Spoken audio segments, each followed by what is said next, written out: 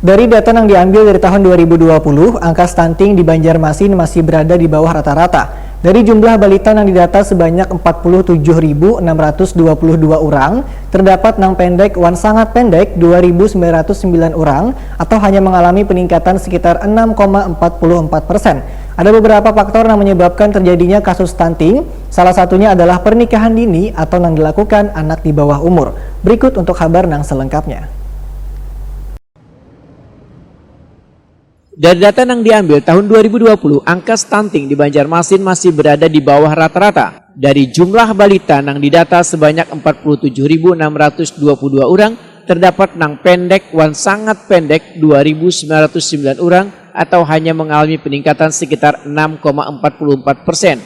Ada beberapa faktor yang menyebabkan terjadinya kasus stunting, salah satunya adalah pernikahan dini atau dilakukan anak di bawah umur. Selain belum memiliki cukup ilmu, kestabilan emosi dan finansial untuk membesarkan anak, kesehatan alat reproduksi juga belum siap. Demikian dipedahkan Kepala Dinas Pengendalian Penduduk dan Keluarga Berencana Pemberdayaan Masyarakat Banjarmasin Madian, Wahetakuni Primatipi Baisukan Selasa 29 Juni 2021. Menurut Madian, pencegahan stunting mesti dimulai dari mengukur HB bubuhan remaja agar ketika menjadi seorang ibu nantinya kada akan melahirkan anak yang mengalami stunting. Selawas ini pemerintah kota terus berupaya untuk mencegah stunting di Banjarmasin dengan melakukan sosialisasi kepada warga agar menjaga kesehatan alat reproduksinya.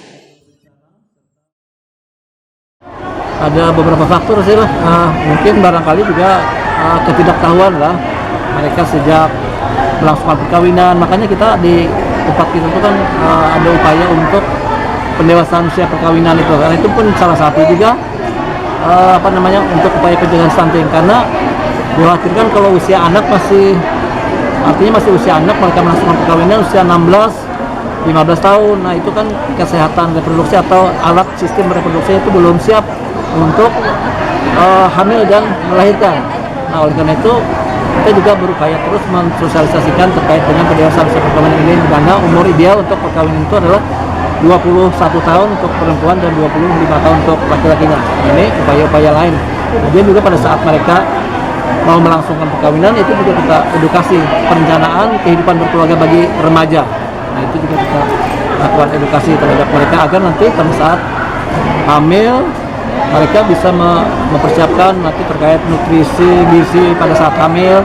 Karena 1000 hari pertama kehidupan itu kan bukan sejak lahir, tapi dari hamil itu dari awal kehamilan sampai dengan 2 tahun setelah melahirkan itu 1000 hari pertama kehidupan itu harus diintervensi betul-betul nutrisi dan gizinya. Madian menambahkan, sosialisasi dan edukasi pada remaja yang ingin melangsungkan perkawinan sangatlah penting agar anak yang dilahirkan nanti kada stunting atau bertubuh pendek.